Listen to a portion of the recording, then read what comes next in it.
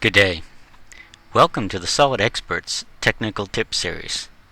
My name is John Nolan, and today I'm going to show you some options in your Toolbox hardware standards configuration that can make it easier for you to preset part numbers and descriptions for a series of Toolbox hardware items all in one shot. Now, rather than do this from within SOLIDWORKS Tools Options, I'm going to choose to go to my Windows button. I'm going to go down to my SOLIDWORKS entries. In my SOLIDWORKS folder, way down near the bottom, is this Toolbox Settings. Click on that, and we're going to go straight to the second option, which is to customize our hardware. Now, you do have the option here, if you wish, to turn off some of the standards you're not going to use, and thus reduce the size of the standard database that is driving Toolbox and the library. Here we're going to choose to go into ANSI metric, bolts and screws, and socket head screws. Now in this case I've chosen an item that has a few number of entries here to kind of speed things up.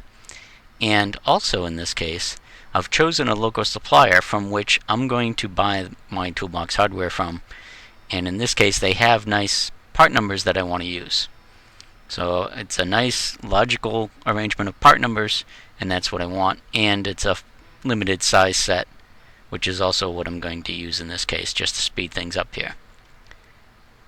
So in the socket head, button head screw, one of the first items I'm going to do is go down to the thread display, and I've purposely unchecked the additional thread types. So for this particular instance, to remove duplicate entries before I generate the tables, I want to use just Toolbox hardware with cosmetic threads. I don't want to have multiple thread types displayed. Also, I've previously done in our size range here is I've unchecked the ones that don't match with my local supplier. Alright, so I've cleared the enable on the sizes that don't match with our local supplier here. Now this next step, you do have to be a little observant here. It's this little icon in the upper right corner of the table display. In there is an option to import the data and export the data. Now in this case I've already done it, and I have an Excel table now of my button head cap screws for ANSI metric. In this case I've even used some of the functionality in Excel to pre-populate the description based on the existing cells in the table. So I'm concatenating the cells together, and so I have my M3x6 socket button head cap screw. Very good. Now for the part numbers, because the series I chose happened to go in a nice convenient sequence, now I can just autofill or even drag to fill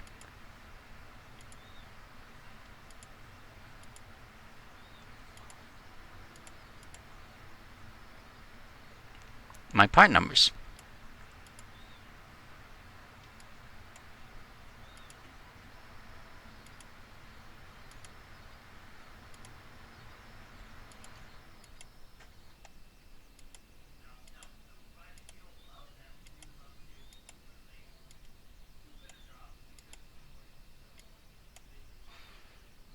Once I have that done, I save my table, come back to my toolbox. I'm going to choose to this time import the data. Go with my latest table.